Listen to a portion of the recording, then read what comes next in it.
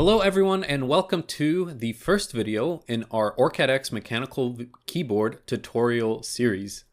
My name is Adam. I am a product engineer at Cadence, and this is the first video, like I said, in a new series that's going to be focused on building a mechanical keyboard from the ground up using, of course, OrCAD X.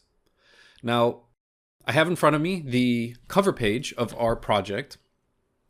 And you can see for yourself kind of the description of what this project is going to entail and a preview of what the final outcome is going to look like.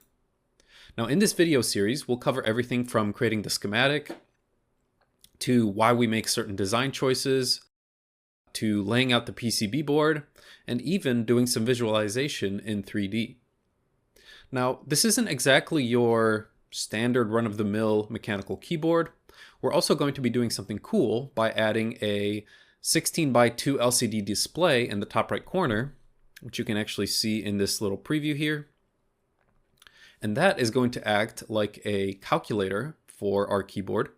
And the numlock key, which is normally either numlock on or numlock off, will be tri-state. So it'll be numlock on, numlock off, and then also have a calculator mode. Now this is all just kind of in my head or how I imagine this project will turn out. Realistically, we might have to pivot once or twice while we're working on the project.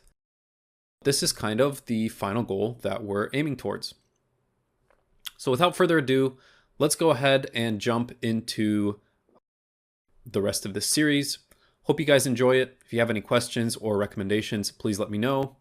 And yeah, see you in the first video as we officially start our keyboard journey.